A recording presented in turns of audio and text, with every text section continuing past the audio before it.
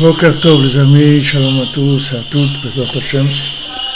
On commence Bezrat Hashem ce mois de Nissan. Beaucoup d'Atzlacha pour tout le monde, de la Refoua pour tous ceux qui ont besoin, les évogim.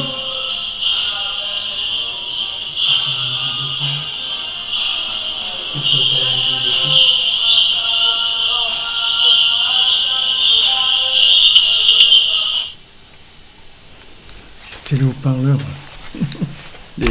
C'était ça. Bezrat Hashem, alors une bonne journée à tous, à toutes, des bonnes nouvelles. Alors on fait pour la Refoua Shlema de Joa Besançon, Israël Yitzhak ben Fortuné, David ben Mesoda Cohen, Sarah Léaren bat Rivka, Myriam Rivka bat Perla Zohar, Chaya Catherine bat Esther, Laura bat Jacqueline, Sandrine bat Janine, Janine bat Églantine, Léa bat Rachel, Esther Naomi bat Freddy Frecha, Esther bat Chaya Catherine, Yael bat Chaya Catherine, Rachel bat Arecha, Aisha, Rachel bat Aisha.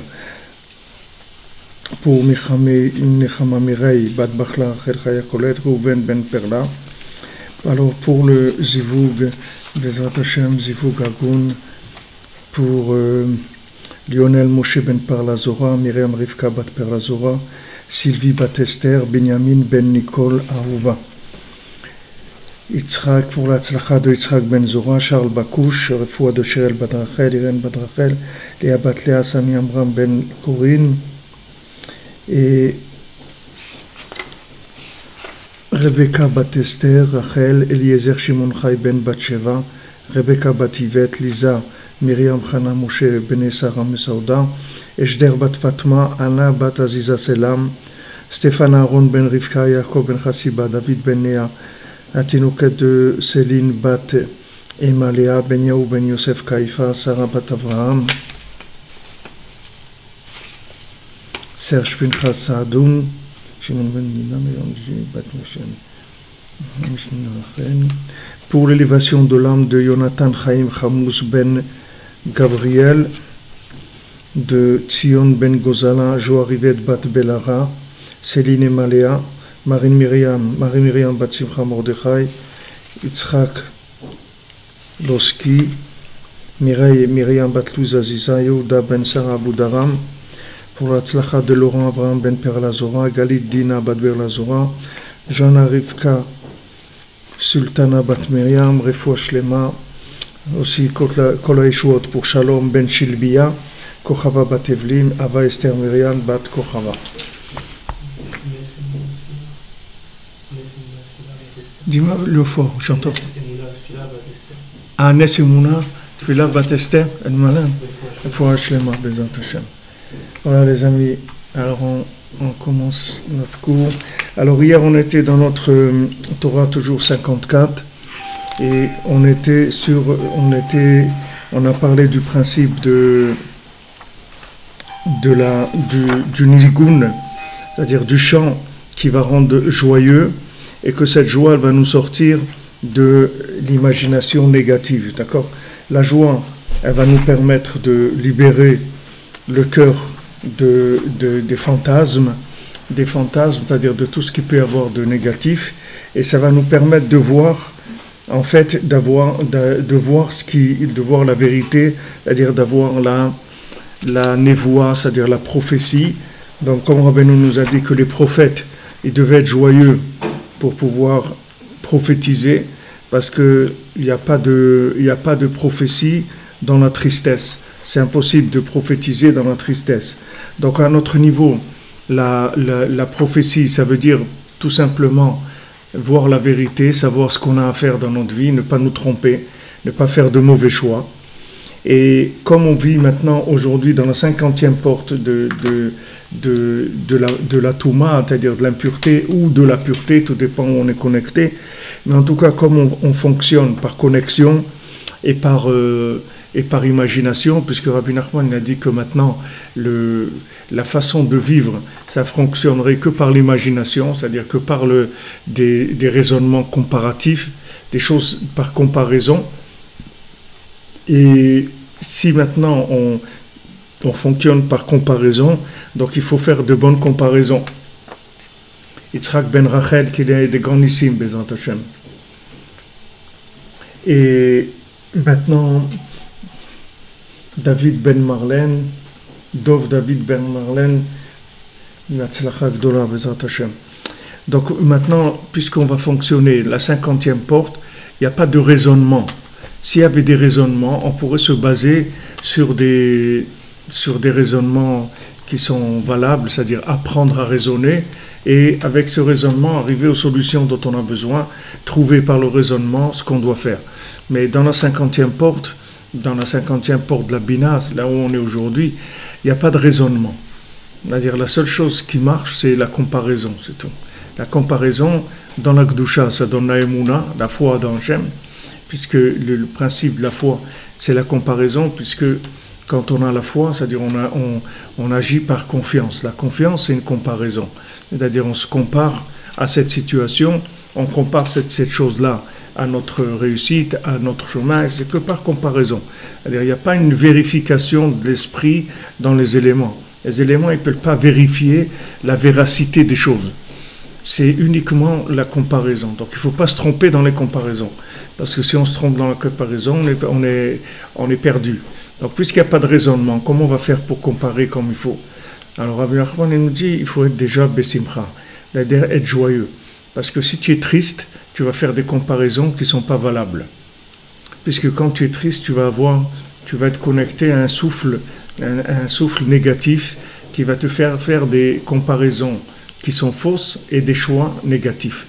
Donc le fait d'être joyeux, c'est-à-dire c'est une obligation d'être joyeux, de chercher à être joyeux, de chasser toutes les pensées négatives de notre esprit, toutes les pensées qui nous amènent à être tristes parce que les gens ne nous parlent pas, ou les gens ne nous honorent pas, ou les gens ne sont pas reconnaissants, ou bien on a voulu faire quelque chose, ça n'a pas marché. Toutes les pensées qui entretiennent comme ça de la tristesse, des sensations négatives, il faut savoir que le Yetzer Hara, il utilise ces sensations négatives pour créer des bases de comparaison fausses. C'est-à-dire que quand tu rentres dans le négatif, dans la tristesse, tu crées un souffle de mensonges en toi, c'est-à-dire des comparaisons mensongères. Parce que tu te trouves dans la tristesse. Quand tu te trouves dans la tristesse, l'esprit, il ne peut pas comparer des choses de façon positive, de façon vraie. Donc, comme Rabbi Nachman il a dit aujourd'hui, le Yetzer Hara, on va l'appeler Koach Hamdameh, c'est-à-dire on va l'appeler une force imaginaire. C'est-à-dire il n'utilise que l'imagination. Mais pour maintenant utiliser l'imagination, parce que l'imagination c'est quelque chose d'extraordinaire quand tu l'utilises dans le vrai, parce que ça aide, c'est quelque chose qui rend la vie très très facile. Parce qu'au lieu de te casser la tête à trouver quelque chose, tu vas le trouver par comparaison. C'est comme si tu cherches dans Google. Maintenant, quand tu cherches dans Google, tu cherches voilà, comment on démonte un téléphone. Ok, il va te donner 12 millions de réponses, avec des vidéos, des trucs et tout. Maintenant, ça, si tu devais le chercher, toi, tu mettrais des heures et des heures. Et c'est pas sûr que tu trouverais. Maintenant, il y a des gens qui sont spécialisés là-dedans et qui mettent ça à ta disposition, c'est gratuit. Donc maintenant, par comparaison, tu vas recevoir toutes les données dont tu as besoin. Il y a des gens qui se sont cassés la tête dans ce domaine, qui connaissent et tout, ça va t'éviter à toi de faire tout ce travail. Donc tout ce qui est raisonnement, c'est-à-dire par comparaison, c'est quelque chose qui facilite énormément la vie. Parce qu'au lieu d'avoir toute la recherche que tu as à faire, tu vas avoir la réponse tout de suite, tu vas avoir de ce que tu as besoin. Mais d'un autre côté, le Yetzer Hara, il va utiliser ça pour te tromper. C'est-à-dire, il va te faire de fausses comparaisons. C'est-à-dire, tu vas croire que c'est comme ça, et en fait, c'est pas comme ça. Tu vas croire que tu as vu quelque chose et tu l'as pas vu, parce qu'il t'a trompé au niveau de l'imagination. Alors maintenant, qu'est-ce qui rend l'imagination malade? C'est la tristesse. La tristesse, ça fait que l'imagination, elle tombe malade. C'est-à-dire qu'elle fait des comparaisons qui ne sont pas bonnes. Alors, comme on a expliqué avant que maintenant, la vue des yeux, elle dépend de la vue du cœur, c'est-à-dire les yeux, en fait, ils voient ce que le cœur voit. C'est-à-dire les yeux, ils n'ont pas en eux-mêmes une vision objective. Les yeux, ils sont influencés par le cœur. L'otatou, C'est-à-dire que ne vous trompez pas en allant d'après votre cœur et d'après vos yeux. Parce que le cœur, c'est lui qui va transmettre aux yeux ce qu'il faut voir. Alors quand le cœur a été détourné, alors automatiquement la vue, elle va être faussée. Donc Rabbeinu nous a dit que ce qui détruit le cœur, ce qui abîme le cœur, c'est le lachon hara, c'est-à-dire de parler du mal. Et ici, il nous parle de la joie pour arriver à attraper le souffle positif de manière à avoir un œil positif sur les choses, c'est-à-dire un œil vrai. Un œil vrai. Donc maintenant, le musicien, lui, son travail, c'est de nous amener dans la joie, de manière à nous permettre de voir les choses de façon libre, c'est-à-dire vraiment en connexion avec Hachem et ne pas être influencé par des choses négatives. Mais cette vue des choses négatives, elle est que dépendante de la tristesse. Comme il nous a expliqué que la tristesse, en fait, ça déconnecte de Hachem et ça fait que la personne, elle voit les choses tordues. Puisque maintenant elle est déconnectée de la source d'inspiration, donc elle va voir des choses qui sont déconnectées d'Hachem. Alors une des réparations aussi, c'est le Tikkun HaKlali, puisqu'on a dit les 10 chants, c'est des 10 chants de joie, c'est 10 mizmorim, c'est-à-dire c'est des 10 façons de réparer les 10 poux qu'on a dans notre corps, que ces 10 poux, ce sont les capteurs qu'on a, pour que ces capteurs-là, ils captent les choses vraies. Alors quand on dit les 10 chants du Tikkun HaKlali, on répare en fait la faculté chez nous de capter les choses, de manière à capter la vérité et pas capter des mensonges ou des choses qui ont l'air bien, mais qu'en fait ils ne sont pas bien du tout. Aujourd'hui, on fonctionne par l'imagination, c'est-à-dire on n'a pas des raisonnements qui vont très très loin, les raisonnements ils sont très limités, et l'imagination, elle nous emporte. Des fois, on croit que c'est bien et c'est pas bien. Des fois, on croit que c'est pas bien et c'est bien. Tout dépend de comment on a adhéré aux choses. Alors, on a dit ici que le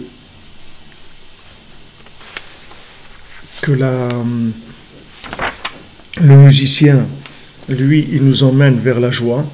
Et une fois qu'on a construit tout le sentiment de la joie, à ce moment-là, on peut arriver à repousser le négatif qu'il y a dans l'imaginaire.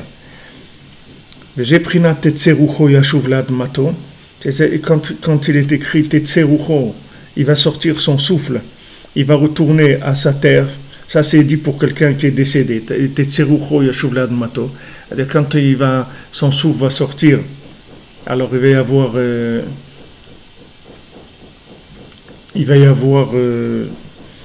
il va retourner à la terre une fois qu'il va mourir. Alors Rabbeinu ici il emploie les mots différemment, c'est-à-dire il explique ces mots-là, il les utilise différemment. Ici il dit Titzerucho, c'est-à-dire son souffle, il va sortir. Yashuv le admato, c'est-à-dire il va retourner à sa admato. Admato ici c'est medamé, c'est-à-dire Adama c'est medamé. C'est medamé. Quand je vous ai dit hier que Adama, la terre, Adam, il vient de Adama, d'accord? Et Adam, c'est Médamé, c'est-à-dire l'homme, il est mu par l'imagination. La terre, c'est le Médamé. Adama, c'est Médamé, c'est-à-dire c'est l'imagination. Mais c'est le négatif qu'il y a dans l'imagination, puisque la terre elle-même, elle donne le sentiment de la tristesse. Dans les 4 éléments, la terre, ça donne la tristesse, la paresse, toutes ces choses-là, elles viennent de la terre. Donc, quand on parle de Adama, on parle de Médamé, c'est-à-dire que d'imagination, et d'imagination négative. C'est-à-dire, si on se laisse aller au naturel de ce qu'on est, on va aller vers le négatif. On va être attiré par les choses négatives, c'est-à-dire l'imagination négative. Donc, quand Rabbi Nachman dit Tetzerucho, son souffle est sorti, Yashuv le admato, il va retourner à sa terre, c'est-à-dire à son imagination. C'est-à-dire que quand il sort le souffle de façon non triée, puisqu'on a dit que la musique, elle va trier le souffle. C'est-à-dire qu'en fait, Cette image-là que je vous ai dit que Rabbeinu il rapporte plusieurs fois, c'est que le musicien, qu'est-ce qu'il fait? En fait, il prend ton cœur, c'est-à-dire le souffle de ton cœur, et normalement, si c'est un musicien qui est valable, il va faire ressortir que la joie du cœur. C'est-à-dire, il va prendre tout le souffle dans lequel il y a de la joie et de la tristesse, et il va te rendre ton souffle avec que de la joie. Ça, c'est un musicien qui est correct, qui est bien. Maintenant, s'il fait de la musique de tristesse, ça va faire le contraire. C'est-à-dire qu'il va prendre ton souffle, et il va te sortir un souffle négatif qui va te donner, qui va te décourager, qui va te montrer que le monde ne vaut rien, que la vie ne vaut rien, que ce monde-là, il n'y a pas de véritable amitié, qu'il n'y avait pas il y a rien de sincère, il n'y a pas des gens vrais, il n'y a pas tous ces trucs-là qui s'entretiennent, toutes ces idées-là qui s'entretiennent, elles viennent du souffle négatif. Mais c'est pas vrai. Il y a des gens bien, il y a des gens droits, il y a des gens qui sont sincères. Tout ça, ça existe. Seulement, si tu veux les voir, il faut que tu sois joyeux. Si tu n'es pas joyeux, jamais tu vas rencontrer ces gens-là, parce que tu ne vas pas les voir. Alors, quand les gens ils disent, ouais, mais voilà, surtout en Israël, les gens, quand ils viennent en Israël, ils se plaignent beaucoup. Ils disent, c'est dur, il y a des trucs, les gens, ils ne t'aident pas, les gens, ils ne sont pas sympas, les gens, ils sont trucs et tout. Il faut savoir que les rencontres que tu fais, elles sont par rapport au souffle qui est en toi. C'est-à-dire que si tu es joyeux, tu vas faire des rencontres de gens extraordinaires. Et si tu es triste, tu vas rencontrer tout simplement des démons. Puisque le mot démon, ça vient de médamé, c'est-à-dire tu vas rencontrer des créatures imaginaires du mal, c'est-à-dire des créatures négatives. Donc c'est tellement important de faire attention, d'entretenir chez soi une joie permanente et de ne pas se laisser casser du tout même si maintenant cette cassure elle vient de la Avodat Hashem, que comme Rabbeinu dit, ses élèves ils sont venus le voir, je vous l'ai dit ces jours-ci, ils lui ont dit, mais Rabbi, on n'arrive pas à prier, notre prière elle n'est pas bien, etc. Alors Rabbi Nachman il leur a dit d'abord il faut pas se laisser casser par ça.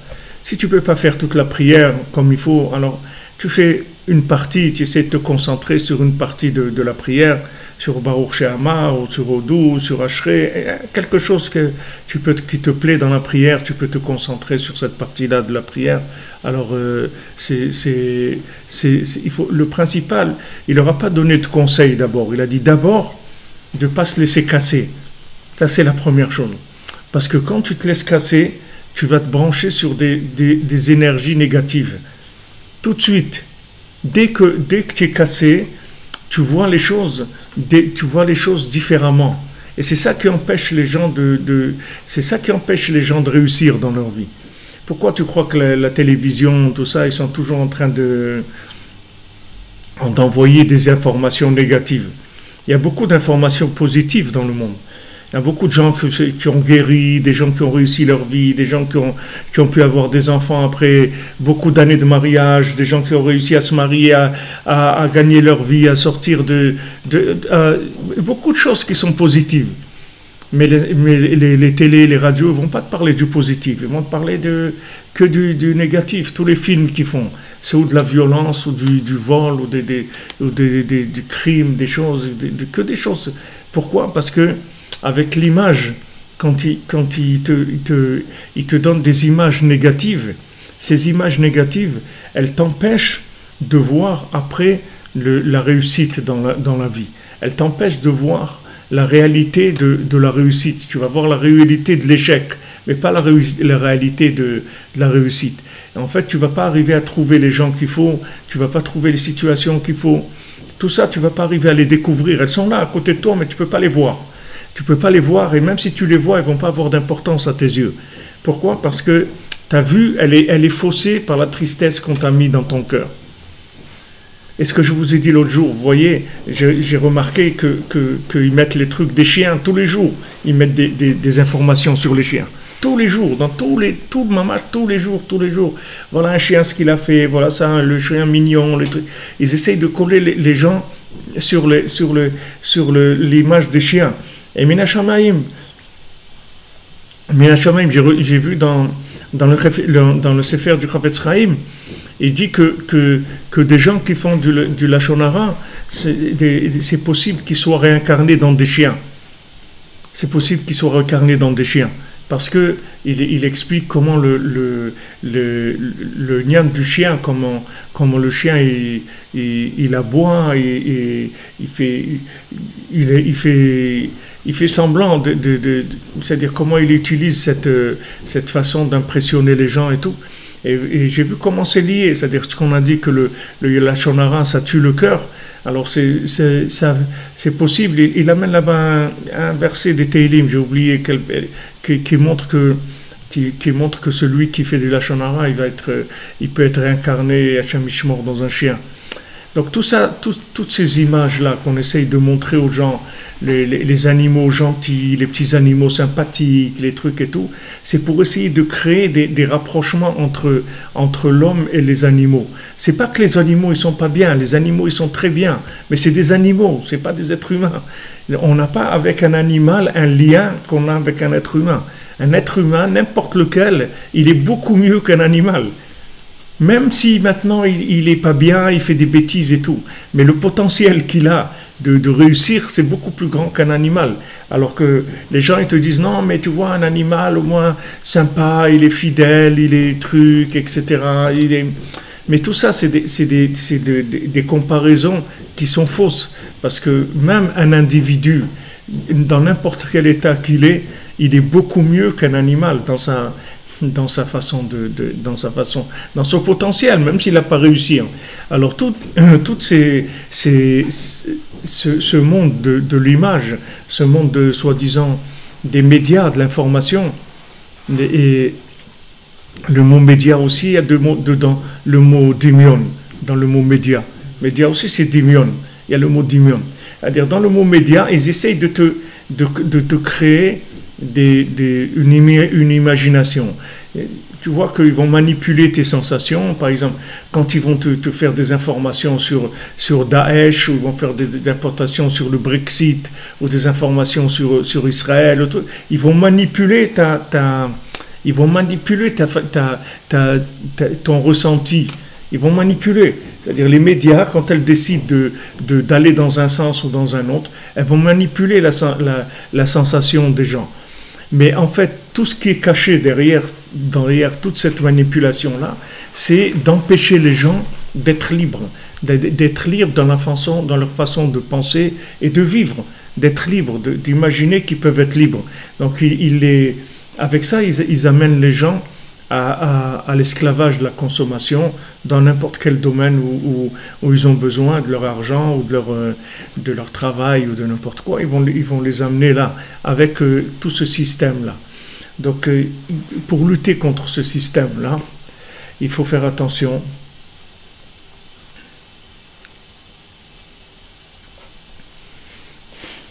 Mehdi, Refoua Shlema, qu'Hachem il t'envoie Refoua Shlema, que tu grises tout de suite, Bezrat Hachem. Le Rabbeinu il donne comme refoua la simcha, c'est-à-dire fais attention à être joyeux, chasse de ton esprit tout ce qui est sensation négative, sensation d'abandon, sensation d'incompréhension, toutes ces feelings là qu'on entretient beaucoup, qui viennent souvent à l'esprit. Imagine-toi, tu vois, des fois tu es comme ça, tu es assis tranquillement, et il vient une pensée de quelqu'un qui t'a maltraité, ou quelqu'un qui t'a dit qu'il allait t'aider et il t'a pas aidé. Quelqu'un il t'avait promis quelque chose. Je me souviens quand j'avais peut-être 13-14 ans, alors j'avais un cousin à moi, il m'avait promis de m'acheter un vélo. Mes parents ne voulaient pas m'acheter un vélo. Et ils n'étaient pas du tout pour ça, ils avaient peur, je sais pas, ils ne voulaient pas m'acheter un vélo. Et j'avais un cousin, il m'avait promis de m'acheter un vélo, il m'avait même emmené dans un magasin, il m'avait montré, ouais, je vais t'acheter un vélo comme ça et tout. Et en fait, quand il ne me l'a jamais acheté, mais pendant des mois, j'avais ça dans mon cœur, ouais, qui m'a trompé, un petit enfant, ouais, tu lui dis un vélo, il voit un vélo comme ça avec les vitesses, les trucs et tout, pour lui c'est le paradis, c'est un truc comme ça. Maintenant, il lui a promis et tout. et Béhémet, il m'a pas acheté. Après, j'ai eu la 125 avec mon ami Marc. On avait la moto, la Honda, les 125. Après, quand j'ai eu 16 ans, j'ai eu le permis. Mes parents ils m'ont acheté mais le vélo, je me rappelle cette déception-là. Ça venait tout le temps à l'esprit. C'est-à-dire, des fois, on est assis comme ça. Et des pensées comme ça qui viennent de déception. Ouais, celui-là, il m'avait dit qu'on allait faire une affaire, on n'a pas fait. Celui-là qui m'a dit qu'il allait me donner de l'argent, il ne m'a pas donné. Celui-là qui m'a dit, ouais, t'en fais pas, je vais t'aider pour ton problème et tout, il ne m'a jamais aidé. Et tout. Il y a plein de pensées qui viennent comme ça. Mais ne croyez pas que c'est des pensées c'est des pensées que les Tzara, il envoie pour te mettre dans un feeling de tristesse, d'abandon, de tristesse, parce qu'une fois qu'il t'a mis dans ce feeling, après il va te vendre des bêtises. Il va t'amener vers la bêtise avec ça.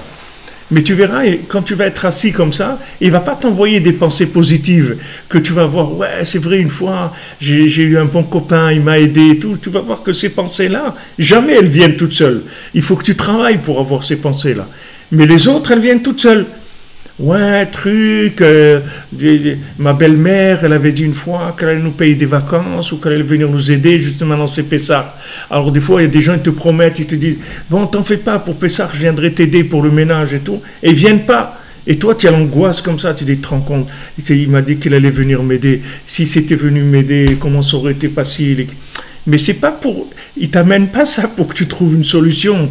Il t'amène ça pour que tu sois dans un état de sensation de tristesse, d'abandon.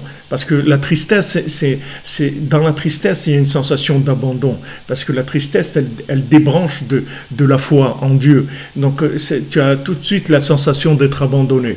Alors, d'abandonner des gens, abandonné d'Hachem, abandonné des tzadikim, de ta famille, tu dis, ouais, même les proches et tout. Et même les enfants, quand les enfants ils grandissent, des fois, tu crois, tu te dis, ouais, mais mes enfants, quand même, ils pourraient quand même venir m'aider ou faire ça, ou truc. Toutes ces pensées, il faut les chasser tout de suite, parce que c'est des pensées qui veulent t'amener vers un état de tristesse et d'abandon.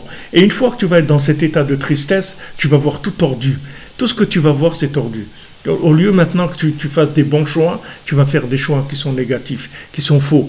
Et d'où ça vient? Ça vient du fait que tu es dans un état de sensation qui est triste. Donc il faut vraiment lutter contre ça. Maintenant, les pensées de joie, elles ne vont pas venir toutes seules. Elles ne vont pas venir toutes seules. C'est très rare que tu puisses avoir une pensée positive qui va venir toute seule. Il faut que tu te fabriques, comme il dit ici, Rabbeinu, il dit construire. Az nivne anigun ve'asimcha. Tu vas construire le chant, tu vas construire la joie. C'est-à-dire que la joie, ça se construit. La joie, ça se construit. Maintenant, la destruction, elle vient toute seule. Le Tzara, il t'envoie. Mais la joie, elle se construit. Baruch Hashem, j'ai un bon conjoint, j'ai des enfants, Baruch Hashem, j'ai la santé, j'ai la parnassa, j'ai ça, je sais lire l'hébreu. Voilà, notre ami va apprendre à lire l'hébreu. Combien c'est un cadeau de pouvoir lire l'hébreu, lire le Zohar, lire la Torah, lire les Sfarim de Rabbeinu. Baruch Hashem, tu sais lire, tu comprends ce que tu lis, tu comprends. Il y a des gens, les pauvres, ils ont des strokes, des trucs qu'ils comprennent plus ce qu'ils lisent. Combien de choses extraordinaires. Combien de choses extraordinaires tu as dans ta vie. Mais tout ça, il te le cache, le Yetzirah. Il ne te laisse pas voir ça. Donc il faut lutter. Tu es obligé de te battre pour revaloriser ce que tu as. Et je me suis rendu compte de quelque chose hier. Je parlais avec quelqu'un, je me suis rendu compte de quelque chose d'incroyable. Parce que c'est une fois, il y avait on connaît une dame qui s'est mariée, et après elle a divorcé, et après elle s'est remariée. Alors ma fille, elle parlait avec elle lui disait, alors Baruch Hashem, maintenant tu as trouvé un bon mari et tout. Alors elle a dit, non, j'ai pas trouvé un bon mari. Ce mari, il n'est pas mieux que celui que j'avais. Seulement maintenant j'ai compris qu'il fallait accepter, qu'il fallait supporter. Maintenant j'ai compris ça. C'est-à-dire que quoi? Je me suis dit que des fois, les gens, ils se marient, et après, ils divorcent, et c'est que comme ça qu'ils vont trouver leur vrai conjoint. Pourquoi? Parce qu'avant, ils étaient trop tristes pour pouvoir rencontrer la personne qui leur convenait. Donc maintenant, ils passent par une situation, que cette situation, elle est vraiment catastrophique. Et cette situation catastrophique, elle se termine. Et quand elle se termine, ils sont tellement maintenant, ils ont pris tellement de coups dans cette chose-là, que maintenant ils sont prêts à accepter ce qui va venir vers eux. Et c'est comme ça qu'ils trouvent leur conjoint. Des fois, ils passent par ça, les gens. Aujourd'hui, il y a beaucoup de gens, malheureusement, qui passent par ça. Ils se marient une fois, et ça ne marche pas. Et ils se marient une deuxième fois, et là, ça marche. La deuxième fois. Pourquoi? Parce que la première fois, ils ont vécu un échec qui va leur permettre après d'apprécier ce qu'ils vont avoir.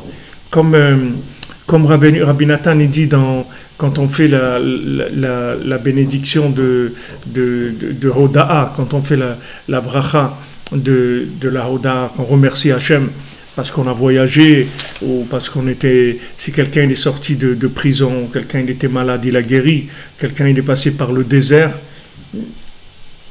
ou lui passer par la mer, alors il doit faire la bracha de Agomel, c'est la bracha de Hoda'a, Agomel la chayavim tovot, shigomel ani kol tov, on fait cette bracha-là.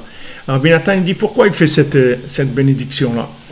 D'abord, pourquoi il est passé par cette difficulté? Parce que maintenant, il n'arrive pas à être joyeux.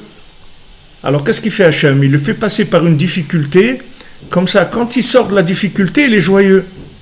C'est-à-dire, il lui crée une mise en scène de difficulté, de manière à ce que la personne soit contente.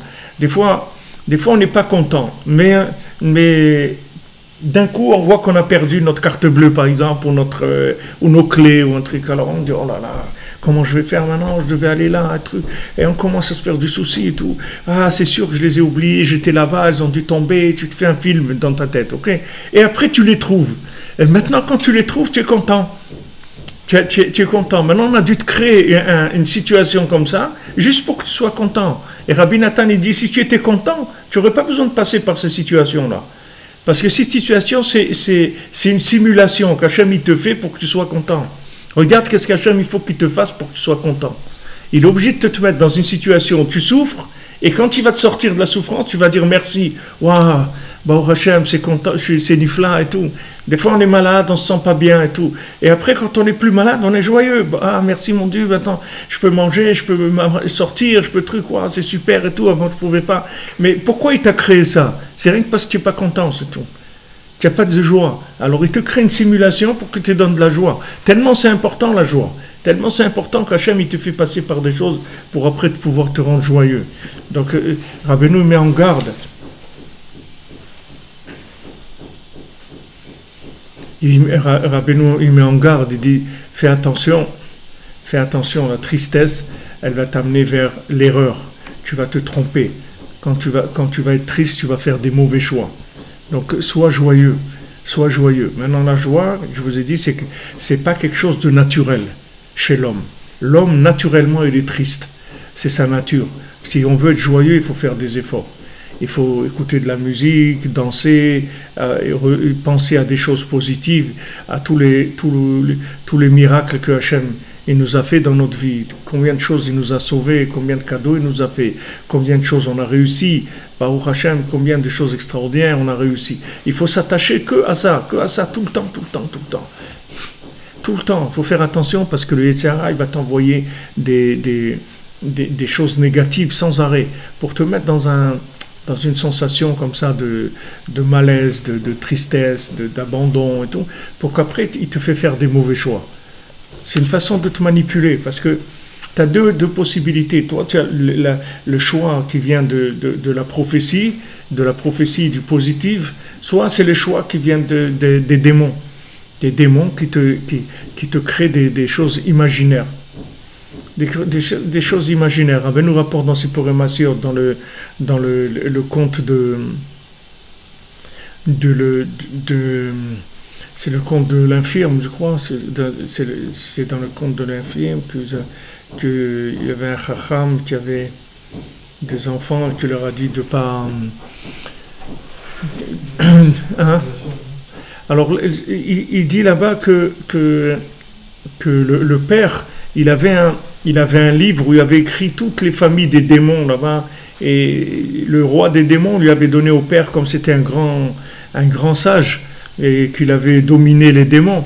Alors le roi des démons lui a donné un livre avec tous les noms des familles des démons et tout. Et il a dit, dès que tu as un problème avec ce livre-là, tu peux résoudre parce que automatiquement tu vas les éliminer quand ils vont venir te faire du mal. Alors il leur a dit à ses enfants, il a dit, voilà, je vous donne ce livre-là, où il y a toutes les familles des démons, mais il vaut mieux que vous l'utilisez jamais. N'utilisez jamais ce livre, c'est mieux. Alors, ok, les enfants, ils n'ont pas utilisé, et après, ces petits-enfants aussi, ils ont reçu la transmission de l'héritage, et aussi, on leur a dit, c'est mieux que vous n'utilisiez pas ce livre-là.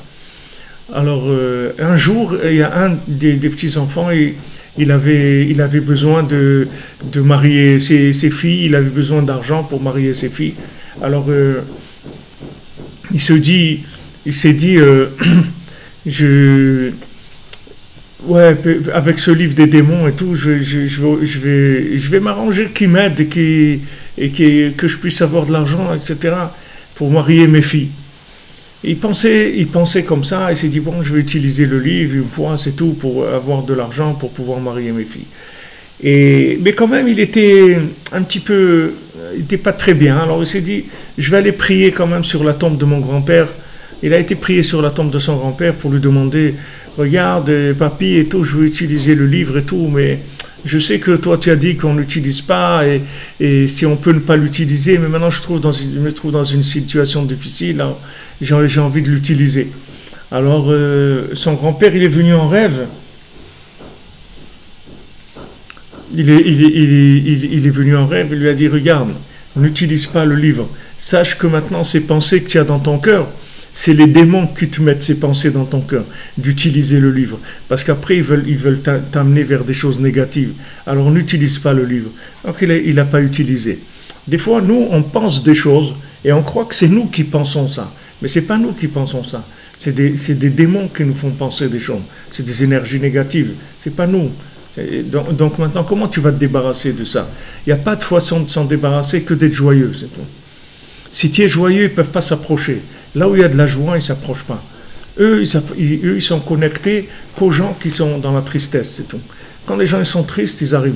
Mais si les gens ils sont joyeux, il y a pas. Tu vas voir, tous les gens qui font de la sorcellerie, tous ces trucs-là, ce n'est pas des gens joyeux. Ce n'est pas des atmosphères joyeuses. Quand tu vas à un endroit où les gens ils font de la sorcellerie et tout, tu ne vas pas trouver un truc super bien éclairé avec de la musique et tout. C'est des trucs toujours lugubres comme ça, tout. Parce qu'il faut qu'entretenir beaucoup de tristesse pour arriver à manipuler des énergies négatives. Alors Rabbeinu nous met en garde sur ça. Il dit de faire attention parce que si c'est le souffle négatif, alors on retourne vers le négatif qu'il y a dans l'imagination.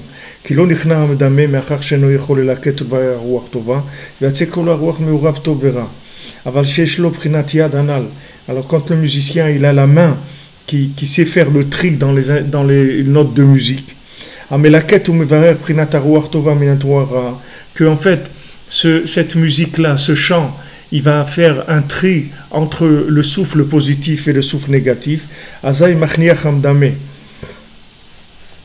moment-là, il repousse le côté négatif de l'imagination, comme il est écrit, Ubiyad haneviim adame. Et dans les mains des prophètes, je vais apparaître, ils vont voir mon image dans la main des prophètes. Alors comment dans la main? Parce que maintenant, dans la main du musicien qui va jouer de l'instrument et qui va amener la joie, ça va donner la prophétie positive au prophète, c'est-à-dire il va voir Mamash Hachem. Alors le prophète, lui, il voit la parole divine, Mamash, c'est-à-dire il entend la parole divine. Mais à un autre niveau à nous, la prophétie, c'est de faire les bons choix. C'est ça de la prophétie pour nous. Aujourd'hui, quelqu'un qui fait des bons choix, c'est un prophète, c'est-à-dire il est arrivé à prophétiser. Parce que si maintenant tu vois la plupart des gens, dans quel monde ils vivent, c'est incroyable. Regardez, j'ai vu un truc écrit qu'en France, il y a un policier qui se suicide tous les 4 jours. Tous les 4 jours, il y a un policier qui se suicide. tous les 4 jours. Regardez, c'est ahurissant comme chiffre. Rien qu'en France, c'est tout. Et que les policiers, on ne parle pas d'autres, que des policiers, tous les 4 jours, il y a un policier qui se suicide. Ou qui tue un autre policier, ou un truc, tous les 4 jours. Il y a un policier qui meurt, tous les 4 jours, comme ça. C'est terrible. Alors qu'il y a tout le confort, il y a tout. Tu prends l'époque du Moyen-Âge, les gens ne se suicidaient pas comme ça. Pourtant, ils bavaient, c'était dur leur vie, mais ils ne se suicidaient pas comme ça. Ces suicides-là, c'est noir, c'est terrible. Pourtant, tu as tout, qu'est-ce que tu veux, qu'est-ce que tu veux. Seulement, ils arrivent à... Le Yetzer Hara, il arrive à rentrer tellement d'imagination négative dans la personne qu'il peut l'amener à mettre faire un séjour, Chas v'Shalom. Alors même s'il n'amène pas à un choix extrême comme ça, il amène à des choix moins extrêmes qui sont des choix où il ne va pas oser faire ce qu'il a à faire. Il doit faire quelque chose, il ne va pas oser le faire. Mais c'est la même chose. Si tu n'oses pas vivre, c'est comme si tu te suicidais, c'est la même chose. Parce que tu n'oses pas vivre, tu n'oses pas faire ce que tu as à faire dans ta vie. Maintenant, tu as voulu toujours, tu es arrivé toujours de faire une chose. Fais-le. Pourquoi tu ne le fais pas? Parce que ces forces négatives, elles viennent et elles te cassent le moral, elles te cassent de manière à ce que tu ne vois pas. Tu ne peux pas imaginer comment tu vas faire la chose. Et les gens, ils te le disent. Je ne m'imagine pas faire ça. Je ne peux pas imaginer que je vais arriver à faire ça. Je ne peux pas imaginer ça. Parce qu'il leur bloque l'imagination positive. Maintenant, si tu débloques l'imagination positive, tu lui donnes le libre accès, tu vas voir que tu vas trouver tout de suite le comment. Le comment faire ce que tu as à faire, tu vas le trouver tout le temps. Tout de suite, tu vas trouver tout de suite les éléments qui correspondent à tes choix. Mais maintenant, le Yetzer Hara, lui, t'envoie que des trucs négatifs. Attends, pour des policiers, ils se suicident tous les 4 jours, ça veut dire qu'il y a un malaise énorme. C'est-à-dire que les gens, ils sont pas bien. Les gens, ils sont pas bien. C'est peut-être toutes ces publicités qui font sur, voilà, il y a un policier qui a frappé un gilet jaune, on va le condamner. Il y a un policier qui a tiré sur un truc, on va le ça. Il y a un policier qui a fait ça, un truc. Il a été arrêté parce qu'il a fait ça. Oui, il a avoué qu'il a frappé. Tous ces trucs sans arrêt, là, ils balancent tous les jours, ça, sans arrêt. Peut-être que ça finit par les casser, les gens. Ça finit par les casser. Maintenant, il ne sait plus quoi faire.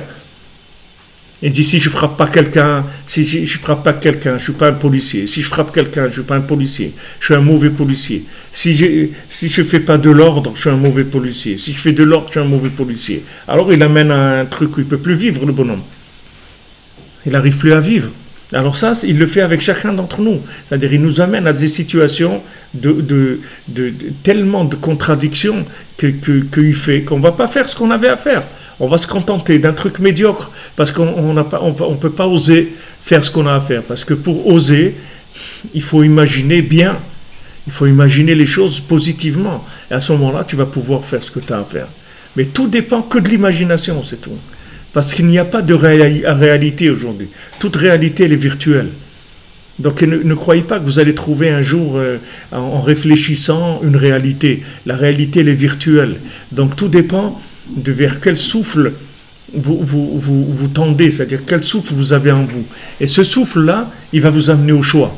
C'est le souffle que vous allez avoir en vous qui va vous amener au bon choix. Et la Torah, elle te dit,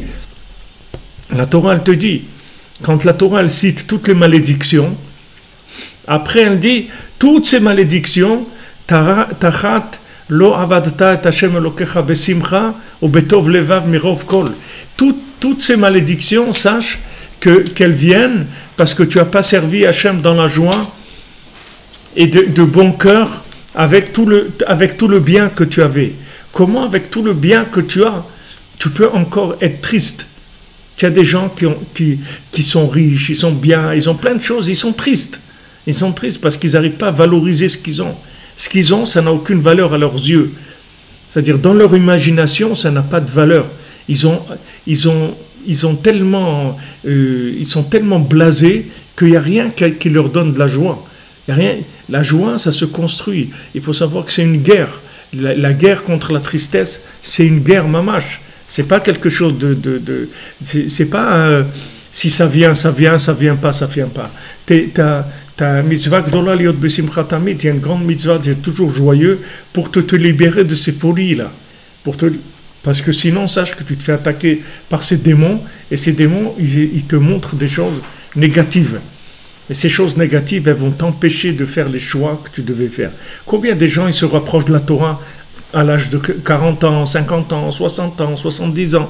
Pourquoi ils sont rapprochés à cet âge-là? Ils ne sont pas rapprochés avant. Parce qu'avant, ils n'ont jamais osé.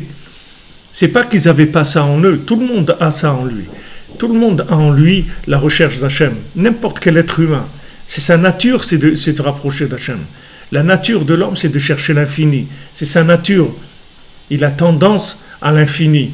Mais seulement, le problème, c'est qu'on le rend tellement triste, on lui fait tellement peur de la vie, qu'il risque de ne pas réussir sa vie. Il regarde, on lui donne des exemples de gens qui ont échoué, qui ont fait des folies, des gens, des artistes qui n'ont pas réussi, ou des hommes d'affaires, ou des familles qui n'ont pas réussi, des horreurs, des horreurs. Il voit tellement d'horreurs qu'il se cache en lui-même, il se cache dans quelque chose de médiocre, de tout petit.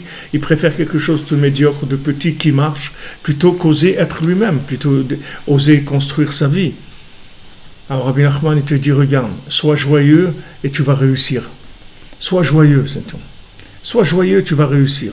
Comment tu vas être joyeux? Tu cherches que des choses positives en toi, et tu chantes, tu danses, tu mets de la musique, tu danses. Comme je vous ai dit, tu prends un casque, tu mets de la musique et tu danses, tu te forces à danser. Le mouvement de tes pieds, ils vont t'aider à trouver la joie. Et tu regardes que le positif. Dès qu'il y a quelque chose de négatif qui vient à ton esprit, tu le chasses. Et tout. Tu vas construire dans le positif. Tu vas imaginer positivement. D'ailleurs, on voit, Rabbi Nathan, il rapporte dans l'écoute à la Chot, il dit qu'il y avait un prophète quand il était arrivé dans un village. Alors il avait vu il y avait des enfants là-bas. Qu'est-ce qu'ils faisaient? Ils empoisonnaient l'eau du village, du puits du village. Comme ça, ils allaient dans un autre village. Ils amenaient de l'eau, ils la vendaient dans le village. C'est-à-dire, c'était des bandits comme ça. Ils empoisonnaient l'eau pour aller prendre de l'eau potable ailleurs et la vendre. Alors, je crois que c'est Elisha. Il est venu, Elisha Hanavi, il les a vus. Et ils étaient une cinquantaine, et comme ça, il les a tous tués. D'un regard, il les a tous tués, tous ces enfants-là. Alors, du ciel, on lui a dit, pourquoi tu les as tués? Alors, il dit, parce que j'ai vu qu'il ne sortirait jamais rien de bien. J'ai vu qu'il ne sortirait jamais quoi que ce soit de bien d'eux. J'ai vu ça, que de leur descendance, il ne sortirait que du mal. Alors, il a quand même été puni, parce que du ciel, on l'a dit, si maintenant tu as vu qu'il n'y avait pas de mal, qu'il y avait du bien qui allait sortir d'eux, que du mal, il fallait que tu imagines du bien qui allait sortir d'eux, et il serait sorti du bien d'eux. Il fallait que tu l'imagines, ce bien. Même si dans la réalité, tu avais une réalité négative, il fallait que tu imagines une réalité positive. Imagine une réalité positive. Même si les éléments maintenant que tu as devant toi, ils te montrent une réalité négative, imagine une réalité positive. Et tu vas voir que ça va marcher. Comme Rabbeinu, on a connu ce Rav Karl Barth, qui s'appelait Karl Barth. Ouais, il était à Auschwitz.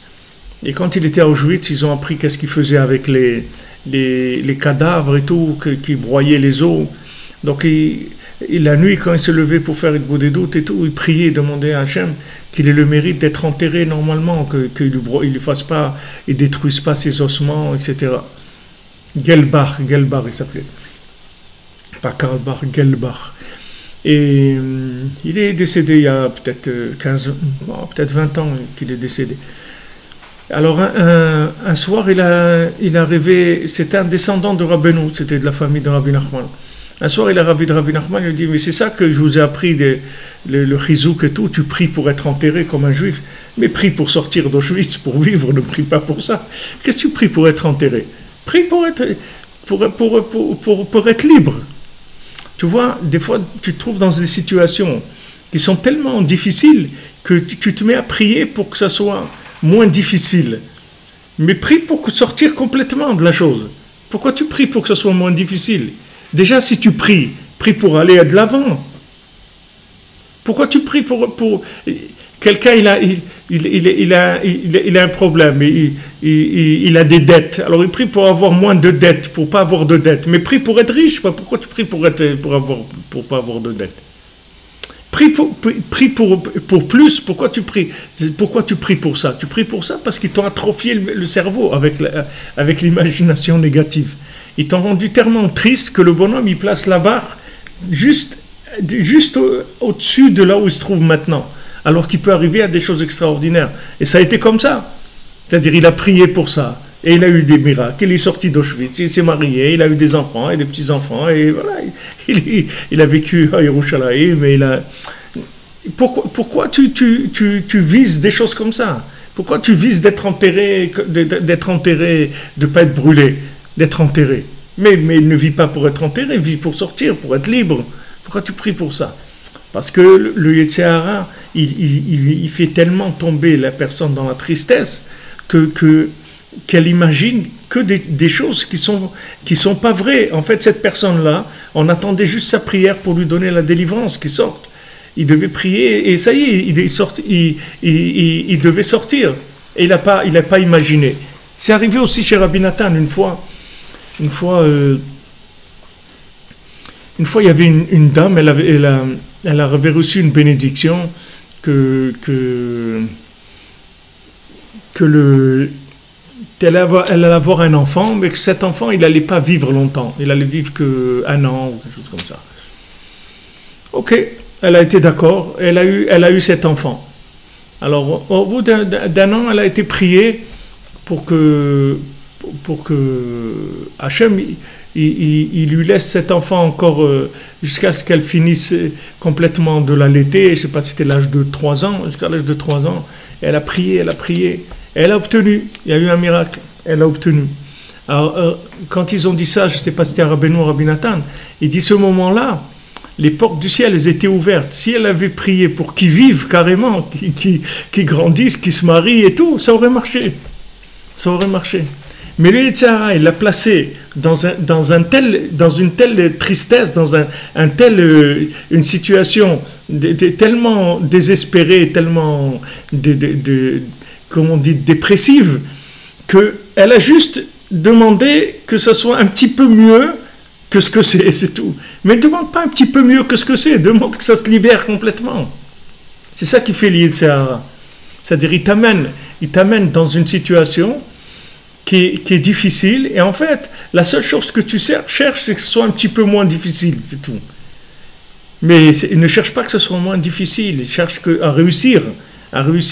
Alors le Yetzer Hara, il utilise toutes les énergies qu'il y a dans le monde, tout ce qu'il peut y avoir comme les médias, les trucs et tout, pour balancer du négatif, pour mettre le cœur des gens dans de la tristesse, dans des nerfs, des choses comme ça. Voilà, il te parle de l'Iran, il te parle de ça, il te parle de l'autre, et tu vois de l'injustice, il te montre toujours de l'injustice, du mal et tout, comme ça que il te met dans une situation de tristesse. Et dès que tu es triste, tu perds l'imagination constructive. Tu rentres dans l'imagination négative. Et même si elle n'est pas négative complètement, mais elle est toute petite par rapport à là où tu pouvais arriver. Toute petite. Mamash, tu peux arriver à des choses extraordinaires. Rabbi Nachman dit, je vais vous amener dans des choses, dans des chemins des plus grandes sadikim qu'il y a jamais eu dans le monde. Je vais vous amener là-dedans. Vous verrez, si vous y arrivez pas de votre vivant, après, vous verrez que si vous m'aviez écouté, je vous ai amené dans les plus grands niveaux qui existent de connexion avec Dieu. Plus que tous les tzadikim qu'il y a eu dans le monde. Alors tu dis, mais comment? Tu ne peux pas imaginer ça, c'est dur d'imaginer ça. Même si quelqu'un comme Rabbi Nachman il te le dit, tu as des difficultés à imaginer ça. Pourquoi? Parce que le Yetzer Hara, il est arrivé à te rendre tellement triste et tellement médiocre à tes yeux que tu ne peux pas imaginer ça. Même Shaoul HaMelech, Hachem il lui a dit, tue Amalek, tue tous les animaux et tout, et il n'est pas arrivé, il a laissé vivre les animaux. Mais quand Hachem il est venu, il lui a dit, tu es un roi. Katon ata be'enecha, Tu es petit à tes yeux. Tu es un roi. Pourquoi tu es petit à tes yeux? Il dit non, mais le peuple, c'est lui qui m'a dit fais des offrandes avec les animaux, c'est dommage, viens, on fait des sacrifices pour Hachem. Moi, je t'ai dit tue les animaux. Pourquoi tu as pas écouté ce que je t'ai dit? Tu es petit à tes yeux que tu vas écouter le peuple. Tu es un roi, c'est le peuple qui doit t'écouter. Qu'est-ce que tu vas écouter le peuple? Qu'est-ce que tu vas écouter? Si tu es un roi, c'est le peuple qui va t'écouter. C'est pas toi qui vas écouter le peuple. Si le roi il se met à écouter le peuple, mais c'est la fin des haricots, c'est terminé. Aujourd'hui, voilà, tu vois Macron et tout, il est obligé d'aller écouter le peuple, sinon ils vont l'enlever. Mais pourquoi? Parce que lui-même, c'est pas un roi, c'est-à-dire, lui aussi c'est un ouvrier comme eux qui s'est débrouillé à prendre la place. Donc il faut qu'il fasse attention. Mais un vrai roi, un vrai roi, il va pas écouter le peuple. Le peuple, il a nommé le roi pour que le roi, il s'occupe d'eux, c'est le contraire. Donc Shaoul, il a été nommé par Hachem parce que nous dans la Torah, dans le judaïsme, le roi, il est nommé par Dieu, pas par les hommes. Donc, d'ailleurs, hier soir, ils ont fait, avant les élections en Israël et tout, ils ont beaucoup fait des prières. Ma femme, elle était à Hebron, là-bas, chez les Havot, elle m'a envoyé, il y avait des milliers et des milliers de gens, ils ont été à Hebron pour prier. C'est pour prier, pour demander à Hachem de choisir ce qui est bien pour nous. Nous, on ne sait pas.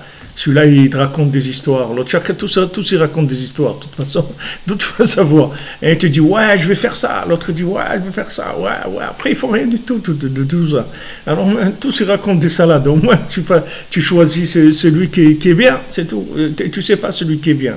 Tu demandes à Hachem. Demande à Hachem, parce que tu sais pas celui qui est bien. Donc, Hachem, il reproche à Shaoul, il dit, Katan ata benera, tu es petit à tes yeux. Que tu te crois comme le peuple il t'a dit ça. Et alors que le peuple il t'a dit ça, moi je t'ai dit quoi faire. Pourquoi tu ne m'as pas écouté à moi? T'es un roi, Alors chacun c'est la même chose. Chacun qui a des occasions de réussite dans ta vie extraordinaire, mamage de réussite extraordinaire. Tout le monde est quelqu'un de réussi. Hachem, il ne crée pas des tocards, il ne crée que des gens réussis, des gens qui ont la possibilité de réussir de façon extraordinaire. Pourquoi tu ne réussis pas? Parce qu'on t'a atrophié le cerveau, on t'a atrophié l'imagination. On t'a atrophié l'imagination. Et aujourd'hui, tu vois que celui qui imagine, il réussit. Celui qui n'imagine pas, il ne réussit pas. Ça ne dépend que de l'imagination. Tu vois, Trump, c'est un bonhomme qui a une force d'imagination plus grande que tous les gens qui avaient avec lui. Tu vois, en Ukraine, là, celui-là, ce guignol-là, qui veut passer président, c'est juste parce qu'il imagine, et il imagine qu'il va être président, c'est tout. Il imagine plus que l'autre. L'autre, il croit qu'il va construire une campagne électorale. C'est comme ça qu'il va arriver. Et l'autre, il ne fait pas une campagne électorale. L'autre, il imagine, et il est sûr qu'il va être président, c'est tout. Mais c'est comme ça qu'il va être président. Et il passe à la télé, il ne fait aucune campagne électorale. Il leur a dit, écoutez, je vous dis franchement, moi la politique, je ne connais pas. Je ne connais rien. Mais je vais apprendre, vous ne faites pas de soucis. Et ça marche, les gens, ils votent pour lui. Pourquoi? Parce qu'ils voient quelqu'un qui croit dans la chose qu'il va faire. Il y croit, c'est tout. Ils ont voté pour Trump parce qu'ils croyaient, il était sûr qu'il allait devenir président. En fait, c'est une lutte dans l'imagination, dans la foi, dans la réussite, c'est tout. Aujourd'hui, les gens qui réussissent, c'est les gens qui ont confiance qu'ils vont réussir. C'est ça que c'est les gens qui réussissent. Alors les coachs, ils travaillent sur ça. Ils te font de la motivation et tout. Mais les coachs, ils n'ont pas ces solutions qu'on te donne ici. De la joie. Si un coach, il sait ça, il va faire des millions avec ça. Si les gens, ils leur disent, regardez, vous voulez réussir, vous allez imaginer positivement, mais je vais vous donner la clé comment vous allez vous débarrasser de tout ce qui vous amène à être petit à vos yeux. Voilà, vous allez être joyeux tous les jours, vous allez écouter de la musique joyeuse, vous allez danser un quart d'heure, et vous allez lutter contre toutes les pensées négatives, et vous allez voir qu'avec ça, vous allez réussir. S'il leur dit ça, il va y avoir des milliers de gens qui vont venir chez lui, parce que ça marche. Si quelqu'un il fait ça, ça marche. Le coach il va te dire il faut penser comme ça, mais Rabbi Nachman il te dit comment tu vas penser positivement, comment tu vas être dans un souffle positif qui va te faire imaginer la réussite. Comment tu vas imaginer la réussite? Parce qu'aujourd'hui, pour réussir, il faut imaginer, c'est tout. Il n'y a pas de véritable réussite par la construction. La réussite, elle se fait par l'imagination, c'est tout. Puisque dans la 50e porte, c'est la porte de l'image. Donc il n'y a que l'imagination qui marche. Mais il faut une formation pour pouvoir imaginer positivement. Alors la base, c'est d'imaginer, d'être joyeux. Quand tu es joyeux, tu vas gagner des deux côtés. Tu vas te débarrasser du souffle négatif qui te réduit, qui t'amoindrit, qui te rend petit et qui te fait faire des choix qui sont négatifs ou des choix petits qui ne sont pas adaptés à toi. Et d'un autre côté, tu vas libérer l'imagination positive, c'est-à-dire d'arriver à reconnaître dans le monde les points qui vont t'amener la réussite. Il y a des choix qui vont te faire réussir ta vie. Il y a des choix qui vont te faire réussir ta vie. Il y a des gens qui étaient des fois dans le business, dans un pays, ça ne marchait pas. D'un coup, ils ont décidé, bon, on va aller dans un autre pays. Ils ont été là-bas, ils ont réussi, ils sont devenus milliardaires, ils ont fait des trucs extraordinaires et tout. Parce que, à un moment, la personne, elle est arrivée à imaginer les choses différemment. Et il y a des gens, ils n'arrivent pas à imaginer, ils sont coincés, ils sont bloqués dans leur truc complètement. Et ce blocage-là, ce raidissement, le fait que la personne n'arrive pas à bouger, tout ça, ça vient que de l'intellect. Parce que les gens, ils réfléchissent beaucoup. Et la réflexion, aujourd'hui, elle n'amènera aucune solution à ta vie. Il n'y a aucune solution qui vient de la réflexion. Aujourd'hui, la solution, elle vient de la prière, elle vient de la connexion, elle vient de la joie. Elle vient que de là. Alors, Bezrat Hashem, qu'on soit prêt d'appliquer ce que Rabbeinu, il veut nous enseigner, qu'on arrive à être la projection de l'imagination d'Hachem, comme Hachem il a dit, faisons l'homme à notre image. Hachem il nous imagine bien. Donc nous, il faut qu'on participe à cette imagination-là pour le devenir. Parce qu'Hachem, il nous a déjà imaginé bien. Be'atzlacha, bonne journée les amis. En avance, continuez l'armée de Chatzot, l'armée d'Itbodedut, l'armée de Tikkun HaKlali. Avec ça, vous allez voir, on va changer, tout va changer. Le monde entier va changer, Bezrat Hashem. Be'atzlacha, merci d'être là, merci de votre soutien, de votre présence. Et voilà, on avance, Hachem nous a mis des moyens à notre disposition qui sont extraordinaires. Ashrenu.